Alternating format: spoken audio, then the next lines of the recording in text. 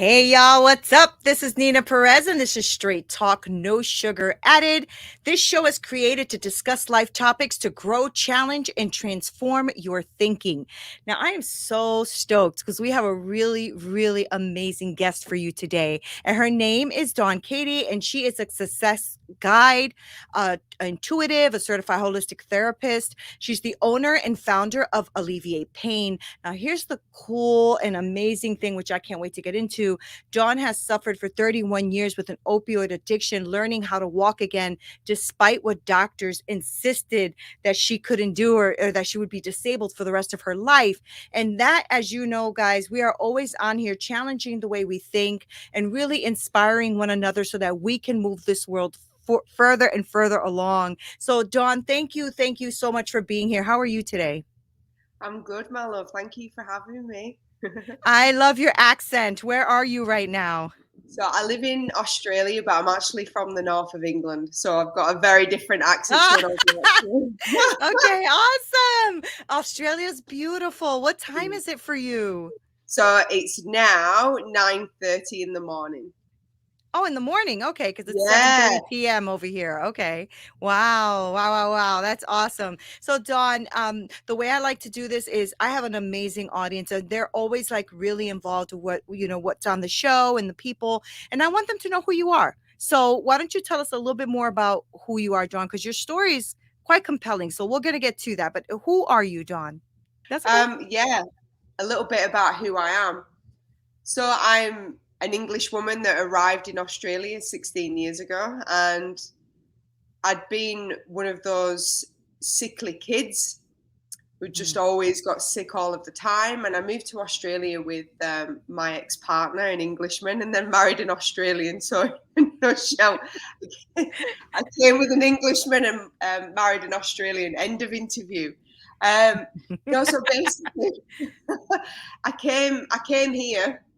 I was always one of those people that just went with the flow of life. I Mm. just trusted that everything would work out. So I moved to Australia because my ex-partner was a professional rugby league player in England and became injured, and so he lost his profession and he wanted to start a new life in a new country.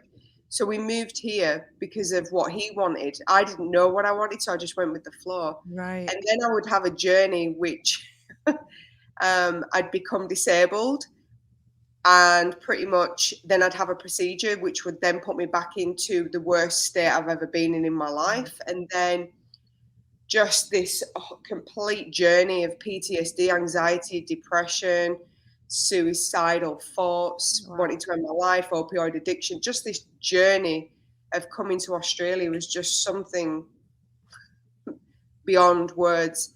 But like I said before, Nina, I had been one of those sickly children, but it Hmm. just kept compounding and compounding. And unfortunately, never got picked up by the medical community, that it was just compounding from age 1 up until age 37. I ended up with 3 autoimmune diseases, being disabled 3 times, like so many things. So, Wow. yeah, so that's just a snapshot. Yeah. I mean, and that's a lot, right? Because it's something to go through, especially if you're ill all the time and there's nobody like helping you through that, right? Yeah, You talked about the opioid addiction, which is a real problem and a real thing. I yeah, had a brother. I say had because he got into a terrible car accident, crushed both of his legs, got addicted to opioids as well, but he did take his life, right? So it's like this yeah, it's a real problem, right? So was the yeah. the opioid, did that come in because you needed relief? Was it something that you were like, I'm in pain and I need this? Or how did that come into your life? I'm glad that you asked that question because it's really important, especially in the States. It's just horrendous. Mhm. And I've watched many documentaries on it, on how bad it actually is in the States. It's not so bad in Australia, but it's still pretty bad here as well. So what happened is I slipped when I was 5.5 months pregnant and ended up being left disabled from the slip.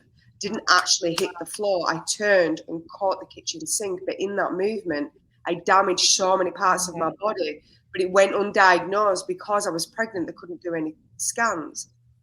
So pretty much I was on sticks for the remainder of my pregnancy, Wow. and I had my little boy.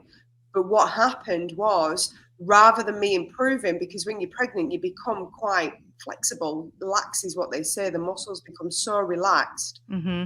They just are hypersensitive and hypermobile. And pretty much they said, as soon as you've had your son, the hormones will shift and change and you will heal. I got worse and worse and worse, to the point that the doctors didn't know what to do with me. So they were just giving me more meds, more meds, more meds, more meds. And it got to the point that I was on some strong painkillers. I was on, I don't know what they call them in the States, but I was on opioids. I was on Targin, Lyrica, Endone, Tramadol, Norgesic. Like I was on some hardcore Wow. stuff. Yeah. And the thing that had me realize that I was addicted was one day I had this acute awareness of, hang on a minute, are these actually working? Are these painkillers actually working? I asked that question, and Wow. it just took me on this journey of, actually, you know what? The reason why I'm taking the painkillers is not for the pain. I'm taking it because I hate who I've become. I hate my life, and I don't want to be here. So if I take these painkillers, I escape this horrendous life that I'm living. Right. Wow, that's deep. Yeah, and I realized at that point it was actually a coping mechanism. Now, I'd not studied anything prior to this point, but I just had this acute awareness that I was like, right, okay, this is really deep. I can make two decisions here. I can check out and kill myself. And trust me, I went down that path multiple times. Or the other is, I can now choose and decide who's more powerful, the painkillers or me. Mm. And that's the crossroad. And trust me, it wasn't, I made the decision and I stayed on that. I was pulled in and out into Oh, the yeah. spiral. And it was this constant, like, I have to catch myself. I have to catch myself, because this is an indoctrinated pattern now. I have wired my brain that those painkillers are helping, and they're not. And I'm acutely aware now I have 52 side effects from all of these drugs. Wow. And I started looking into that and going, what is real? What is actually my body giving me pain, and what is the painkillers? And I Wow. had to start separating the two. And going on that journey and separating the two, I started to stack evidence that I was more powerful than the drugs.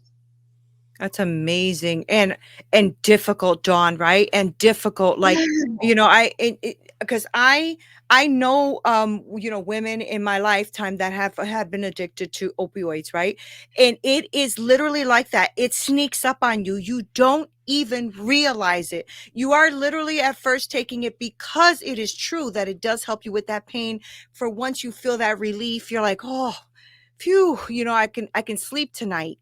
And then you realize, oh, wait a minute, I can't even sleep without it now, Yeah. but it's not overnight. It's Yeah. sometimes years before you recognize. Did it take you a while? Like, it take you years to recognize, or did that clarity come, you know? 18 months. Wow, it's long enough. It's long enough. It Yeah. was 18 months, and it was, and I feel that this is really important to share this, Neena, so I'm just going to share it. Yeah. Please know that I implicitly trusted my doctor as well. Yeah. Okay. And that it was for the right thing. So I had ignorance. And unfortunately, this is harsh. We can't be ignorant when it comes to this kind of stuff. You have to do your own research. Right. And I was just completely ignorant. I mean, the same doctor had put me on medication. And this is no disrespect to doctors, but they are human. They Yeah. make mistakes. She put me on medication that has caused long-term injury to my son. She put me on painkillers whilst I was pregnant, which have had long-term damage with my son's intellectual abilities. And it said on the packet, Neena, when I read, in retrospect, reading through all the medications, it said, do not give to pregnant women in their third trimester. And I was on it my entire third trimester. Wow. That's deep. Paladine fought. Nothing serious. You wouldn't think anything of it, but it's plain as day says, do not give to women in their third trimester of pregnancy. Wow. So, and this is no right, wrong, good or bad. They are human. They Right. don't know every single side effect. They don't Right. know everything. You have to do your own research. You cannot give your power away to people. Right. And that's what the lesson was. What I learned was I blindly trusted another human being with my life because of the imagination is the doctor knows more than you. Yeah. Yeah. And it's okay. It's okay. We've all fallen victim to it. We all do it. Everyone. And it's not everyone. Not the doctor's fault. It's not my fault. But you know what? It is my responsibility. Right, right. No, and Simple as. that's deep. That's deep, Dawn, because, I used to be in medical, right? So I was a medical assistant for 15 years. I used to do ultrasounds, all that stuff. And I remember that. Like, I remember pushing back on the doctor and going, "Why are we giving this woman, these Percocets or whatever we're giving her? She can barely speak a sentence on the phone. She's obviously addicted. What are we doing?" And he's like, "Yeah, but she needs it." But I said, "Does she though? Does she?" And so I would always get in trouble because I'm always pushing back. But the truth is that taught me a lot. That really did. It taught me. And so now when a doctor says you have this, I'm like, yeah, I don't necessarily agree with that. So can you show me why and how and who and when? But not everyone does that, Dawn. And if I wasn't in medical, I wouldn't either, to be honest with you. You No, know, it's not because easy. you just trust them. I mean, they're doctors and you're not, right? And so they have all this jargon and this language that they speak, and so therefore you kind of like fall for that, right? It's the same way if you're going to a therapist and the therapist diagnoses you with something, and instead of you questioning the diagnosis, you might say, "Oh, I am bipolar. Here, give me." Yeah, But are you bipolar or are you just really going through something right now? yeah, So you know what I mean? So I totally yes, understand that, Dawn. That's super deep, right? And something that is really hard to get through. I can imagine how much you've suffered through that because like you said, it pulled me back in and out. It pulled me in and out. So talk to me about those mhm, moments, right? Like when you got the mhm, clarity mhm, and you talked to yourself and said, "Am I more powerful or is the drugs more powerful?" I mhm. know that even though you thought you were more powerful, that wasn't an easy decision because No, now your body and your mind are craving something you're trying to fight, that's right? right. So how Mhm. was that journey for you? Like how did you start that off and what happened when you did fall back? How did you get back on that, Yeah. on your journey? Tell me a little bit about that. I mastered my mind. Awesome. Wow. That simple. I mastered my Wow. mind and realized that I'd become the slave to my mind and I was just Wow. following blindly. And I understood, I slowed it down enough to start observing and watching myself. And I was watching the addict going into the drawer and wanting the fix. I was watching the addict and observed and pulled myself and went, "Isn't that interesting?" And it's what I teach people. I'm like, you observe yourself in these different aspects of who you are. There's no right, wrong, good, or bad. There's a part of all of us that has an addict. There's a part of all of us that is addicted to something. 100%. And 100%. you've just got to observe the addict and not go, "Oh my God, I'm an addict." Because it's an aspect of you that's an addict. There Right. is a whole different aspect of you that is not an addict. And when you So good. observe that and pull yourself out of that and go, the addict of me doesn't believe that I'm strong enough and powerful enough. And you know what? It's okay right now to feel like that. And Mhm. when I made it okay to feel like that, I dropped the painkillers because in Wow. that moment I made a decision that I was more powerful than my situation. I Mhm. wasn't a addict. There was an aspect of me that was an addict.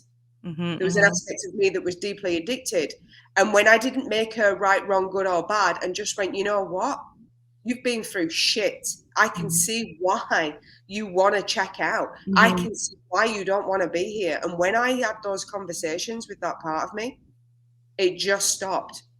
Wow, It that's deep. just stopped like that. And trust me, it wasn't just one conversation. Right. It was me having to hold space for when that's coming again. And sometimes catching it afterwards, after I'd taken the painkillers, because that So good. addict Yeah. had come in and was stronger than me in that moment because it needed to feel that it could escape. Mhm, mhm, And the mhm. more that I restricted it, then the more I'd become addicted to. If I just went with the flow and trusted that I would catch myself when I was ready to catch myself, it just became easier and easier and easier. And then Right. eventually it was just like the neural connections and pathways have been wired to I make the decision, the addict is no longer in control. And Right. it dropped. Right. Wow, that's so deep. And so when you were going through that process and you're looking at, the addict popping up, I call it the gremlin, right? So the gremlin, that addict popping up and like luring you in as it does, right?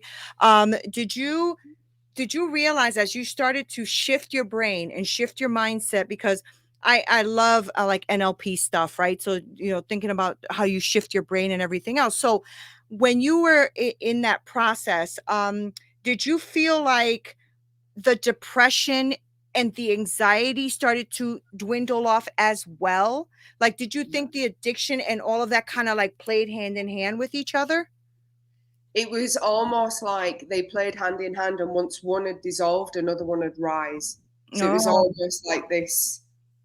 oh So wow. when each one dissolved to a certain point, then that'd go, and then another one would come up, and it was almost like this pattern.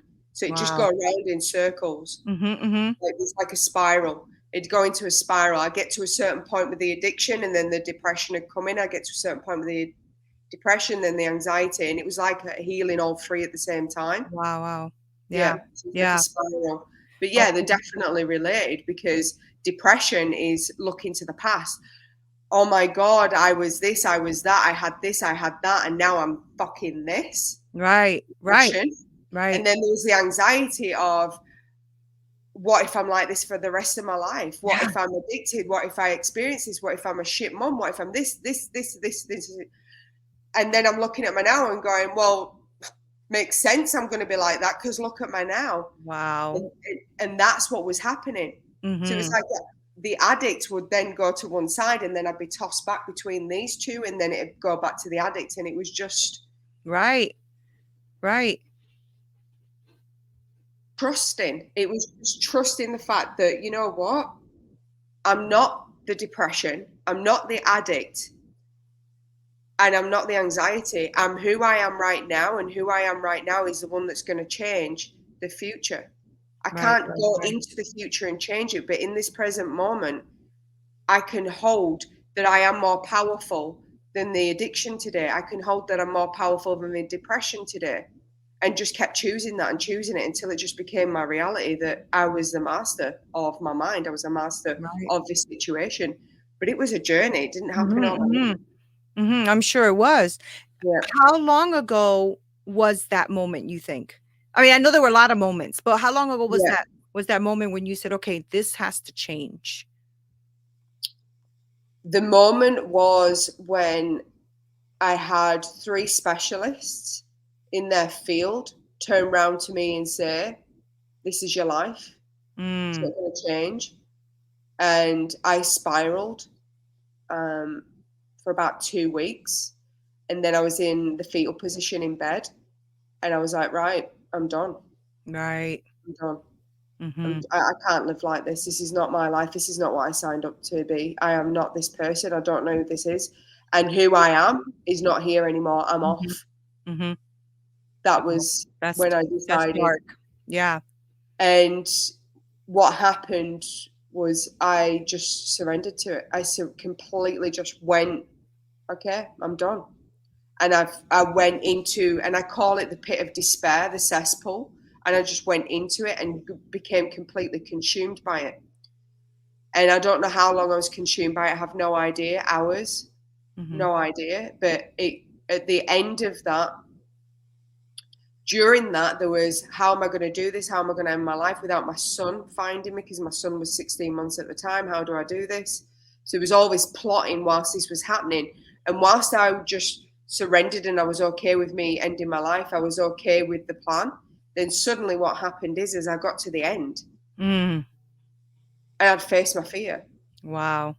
And I'd faced the fear of killing myself, that I no longer needed to do it. And this voice just came and went, none of that's true. And I thought, you know what? I think I'm going to hold on to that now. And I just went with that, and that brought me up.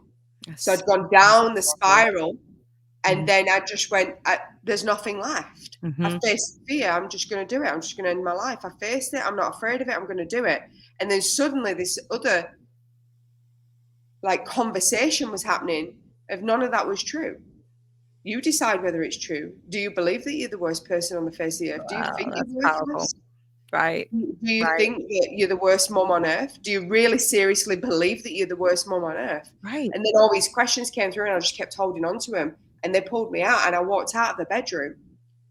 And I'd crawled into the bedroom at that point, crippled in pain, not able to walk properly. And I walked out of the bedroom, and I didn't feel anything.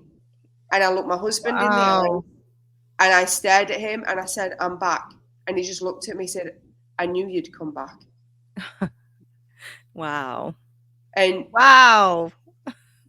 And that's what happened. Now, don't get me wrong, it wasn't like this miraculous thing that I'm learning how to walk again. It was just kind of like in that moment, there was nothing else more important than me going out and looking in my husband's eyes and him seeing that I Right. was back. Right. And you know what, Dawn? First of all, that was so powerful. That really touched me. And I realized that even when I wanted to commit suicide, I remember being younger, wanted to commit suicide.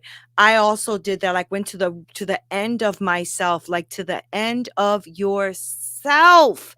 And Yeah. I think, and maybe I'm wrong on this. I'm not an expert in this, but I think that that's what pulls you out. I think people who have committed suicide, and I've had friends, like I said, my brother and stuff, and I know that it's because we don't want to go there. You don't want to get to the end of yourself because it feels awful to get to the end of yourself, but it is the most empowering and enriching thing you will ever do.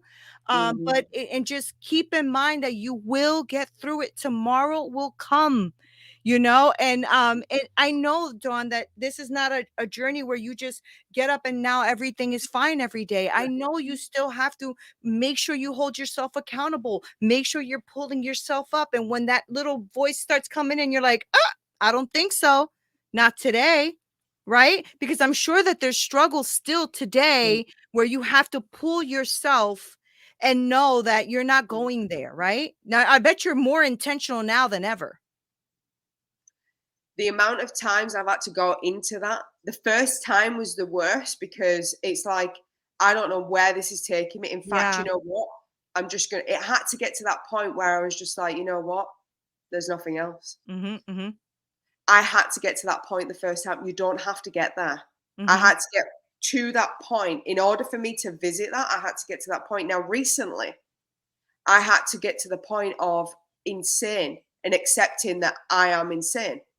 And mhm, there's an aspect of me that is insane, and there's an aspect of all of us that's insane. And mhm. I had to go through that insanity because my mum actually went insane and was Mm, sectioned. mm. Wow. She had mental health issues my entire life. Right, And I had a fear of going insane. I had to meet it. I had to go insane. And I had to right. sit with and watch myself go insane. And Mm, this is the thing. You can go to therapy and you can talk it out to death. But until you walk down that path, and you can walk it alone or you can walk it with somebody. And this is what I do with people. I walk with them down this journey and hold the wow. space for them so that I can say, I'm here. You've got this. You can do this.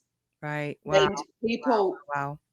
and people go down this. So you might spend a decade in therapy. You might have one session with someone like me, and it's like a decade of therapy because it's taking you down where you don't want to go. You don't wanna And go. it's Right. fast and it's rapid, and you come out the other side and you're like, wow, I am powerful beyond measure, and I had no idea. And don't get me wrong, it comes in waves, and then something else will come up. Yeah, yeah, yeah, yeah. And the whole thing is, you've got to imagine that you're in a tsunami and you're just stood there and you're allowing the tsunami to go on, and you're not even in it. You're not involved. It's just washing over you. And you're Wow. just standing powerful and strong. And whenever you get washed up in the tsunami, you go, right, I'm afraid because I've given all my power away to the Right. external world of what's happening. The external energies are overtaking me right now. This situation, this circumstance, this person is, I am giving all my power away to them. I Mm, need to pull myself back in and go, why did I give my power away to that person? Why did I give it away to that situation? I mm, gave it away to chronic pain. I gave it away to anxiety. I gave it away to PTSD. I gave it away to addiction. I gave it away to insanity. There's so many ways that we give our power away. so And the true. only way to get it back is to go down the gauntlet and get the goddamn energy back and bring it back and go, I did it. Right, right. And that's Nothing and not no one easy. has power over me. Nothing and no one has power over me. That is what we're here to do, and we have to just keep So going good. through the drills Mhm, of mhm, believing that. And for mhm. some people, that could be ending sugar addiction. Right. For some people, that could be owning to the fact that you don't want to work in the job that you work in and you actually want to be a baker or you want to do a cook or something like that. Yeah, It yeah. doesn't have to be what I've gone through. That's my journey. That's my story. Not everybody's has to be like that. For Right. some reason, I wanted it to be that way. I'm just saying there must be a part of me that had only learned through immense suffering. Right. Perhaps that's my story. Perhaps that's my journey. It's not everybody's. Right. Right. So let's touch on that. I want to know. Yeah, Well, first off, I wanted to ask you, how is your son? he's great. He's Okay. great. I Great. homeschool him. He's Okay. homeschooled. Yeah. Okay. And how old is he now? He's 8. He'll be 9 Oh, soon. okay. Oh, amazing. I'm so glad you stuck around, Dawn. I'm so glad. So tell me about your journey with your client. I do want to know a little bit about that. So Yeah. tell me about what, like, okay, so somebody calls you up right now, they want to work with you. What does that entail? What's that journey? So that journey is about me. I can feel people's pain. So pretty much what happens is when I work with somebody, we know that we're meant to work together. You're like an empath. It's a non-negotiable. There's no selling or anything like that. It's like, you know what? I know that I've been sent to you for this reason. I Mm, have to visit this people. It's almost like a cold to come right. and see someone like me. So what happens is I feel into their body because most people who come and see me are disembodied. They can't feel their body anymore. They're so disconnected that they don't understand why they're in pain. They don't Right. understand why they've got anxiety. They don't understand why they have depression. So it's almost like I feel everything on their behalf and teach them how to feel for themselves. Okay. Wow. The world that we are in right now, we have to feel everything. You've got to feel a situation or a circumstance. Do ask this person and feel it. It's not about rationalizing and going, oh, well, they said this and they did that. Feel their words. Does it feel truthful?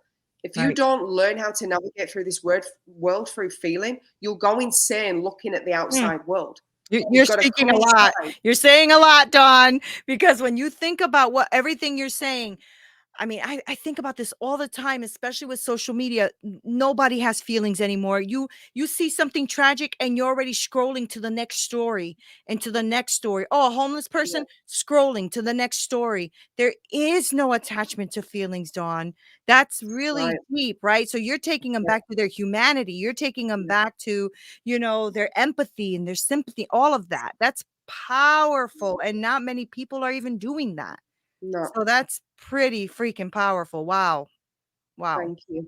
Yeah. How do We you keep yourself sane? Right? Like keeping the like trying to get these people to get through their stuff. You have to work. I'm sure you have to work on you. Like, constant. yeah, right? I spend 2 hours a day. So when people say to me, oh, you only see 6 clients a week, I went, I work 2 hours a day on myself Right? to That's hold a the lot of space, clients a week, let me tell you.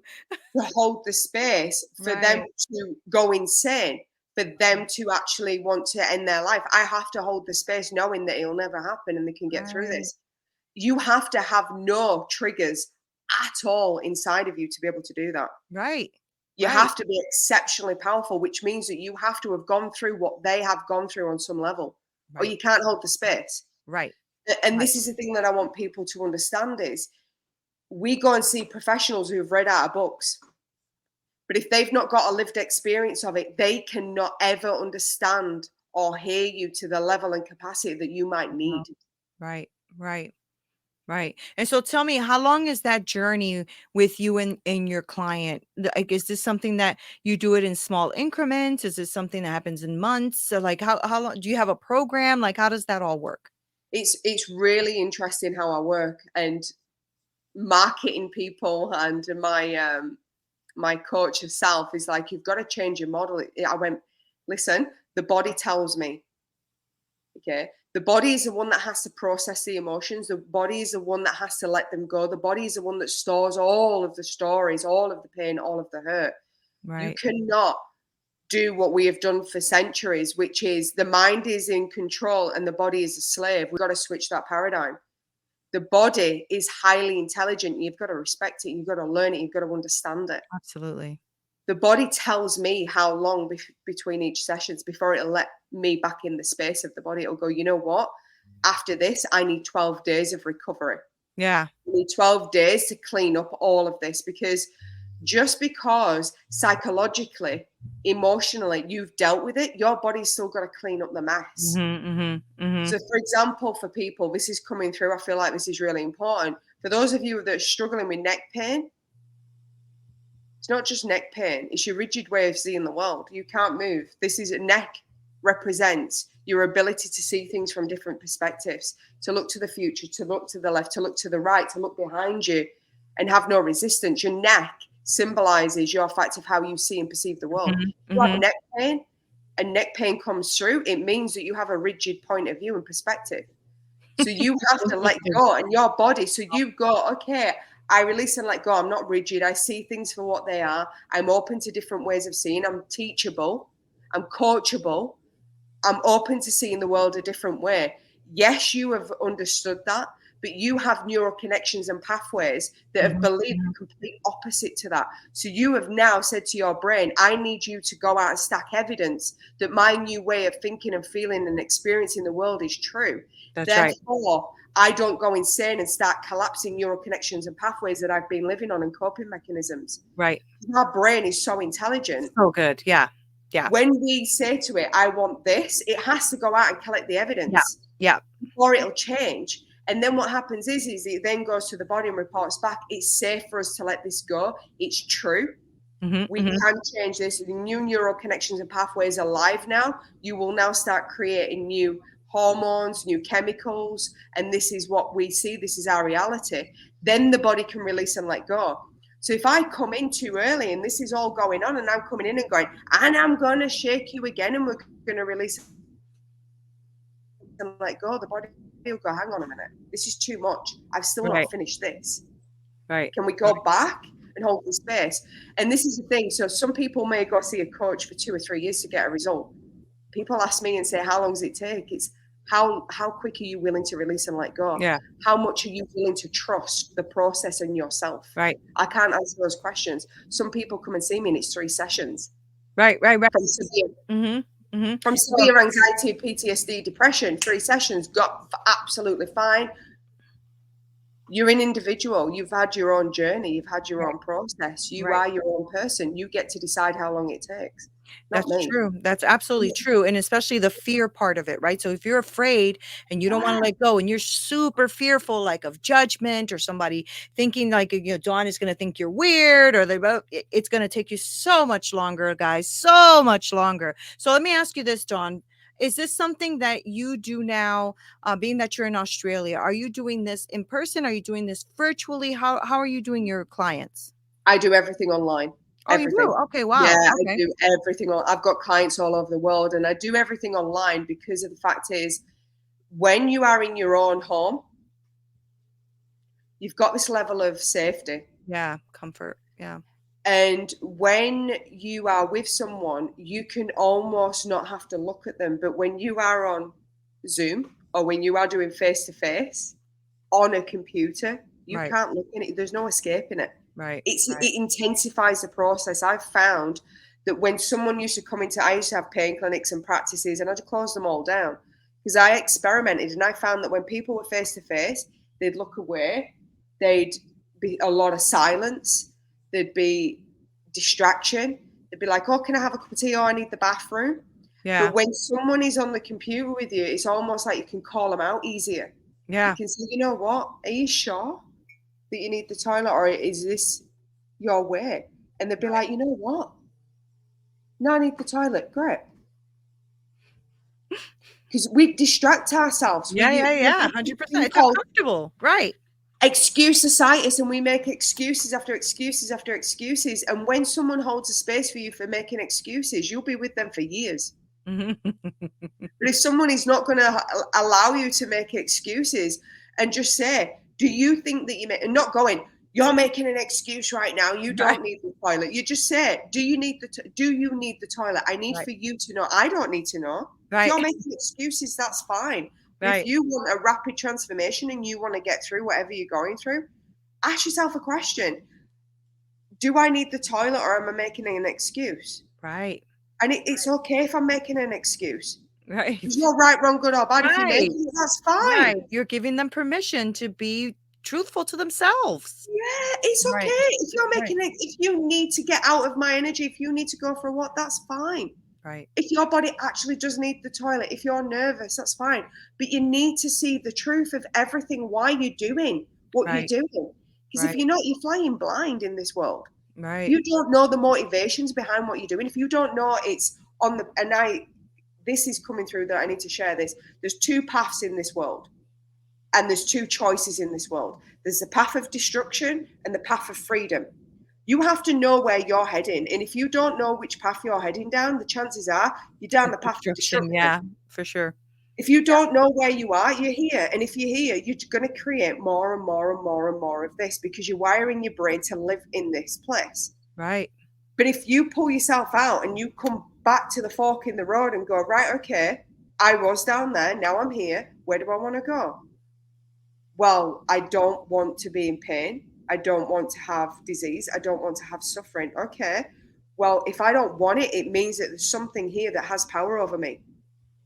Because if you don't want something, it means that you're scared of it.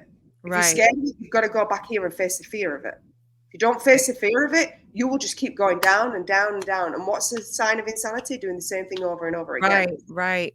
So you pull yourself back in and you go, you know what? Yeah, I don't want to be in pain. It's uncomfortable, but it is what it is. It's my life right now. I'm in pain. Right.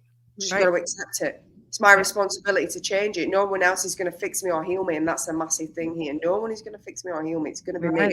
It's going to be you. I'm Right. I gonna do mean, it. you had to go through that journey Yeah. for such a time as this, right? Yes.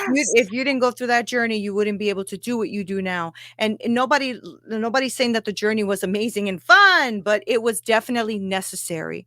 I always say that, the things, the tragedies we go through, the messes that we go through, that becomes your message, that becomes your power, that becomes what you can now use to pull someone else up.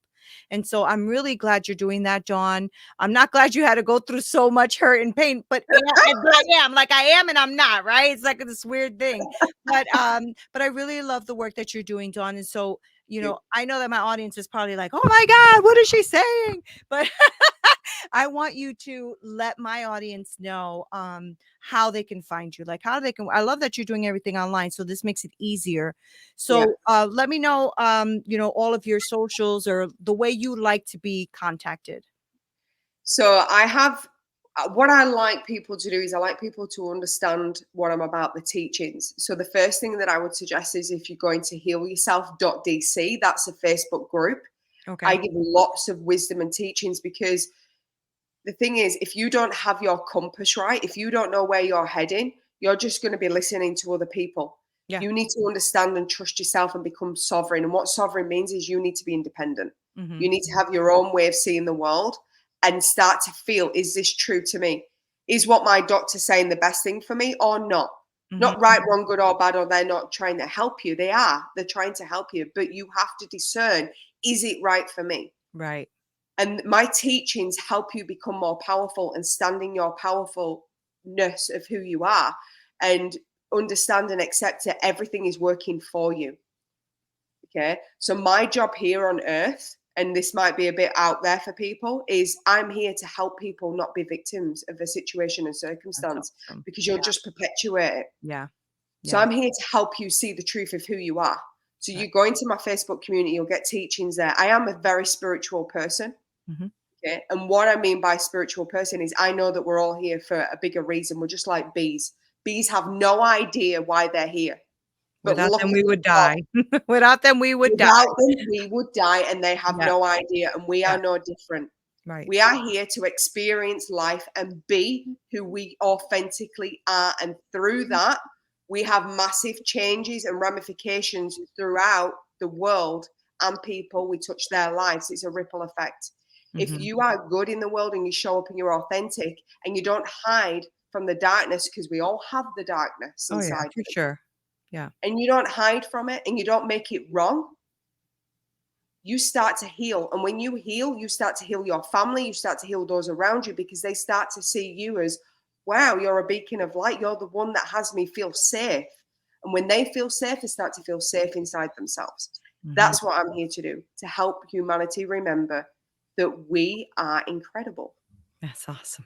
It's a little job. It's a little job, Dawn. It's Just a wee job. just a tiny, tiny job. It's all good. It took me a while to warn it. Let me tell you, I've been hiding from it. I have been hiding from it. I went down the medical route and became a psychotherapist and went down that path and thought, I'm just me, little old me. What's all this about? I went through all of that Right. BS that we tell ourselves. Right. We're incredible.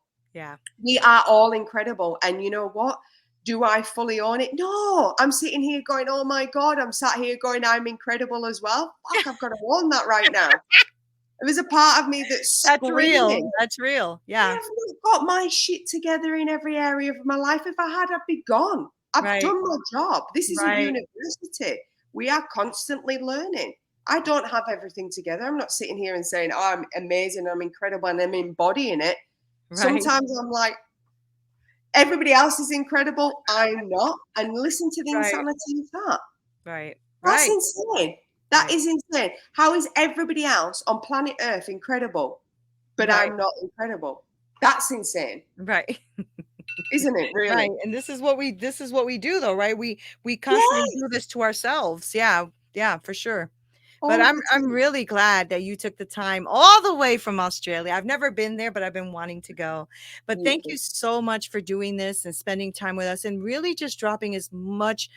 I mean, these are just amazing gems of wisdom that you dropped for everyone. And I want people to understand that when they get to the end of themselves, that's when you get to the beginning of yourself. It's just a beautiful thing. So just get through it. And so call Dawn, guys. Call Dawn and just make sure that she helps you through this journey because you can be helped through this journey. You don't have to do it alone, but you do Mhm. have to do it. You do have to do it. Dawn, thank you so much for being here with us. I really am grateful. Really. You're welcome. You're welcome Thank you. for me. It's Guys, been a thank you. benefit. Thank you. And guys, thank you so much. Make sure that you follow John. I'm going to link all of her social and everything down below, all the show notes, so that way you know how to reach her and you can work with her on these things because I'm telling you, there is light. There is light. Okay. There is light. I say that strongly because I also was at that dark place in my life and I get it. It takes work, but I'm telling you, you can get there. And like Dawn said, it could be a short journey or a long one, but she's willing to go on the journey with you. So go ahead and make sure that you reach out to Dawn. Make sure you like, subscribe, share, blah, blah, blah. You know the deal. Thank you guys so much for being here. This is Neena Perez. This is Straight Talk, no sugar added.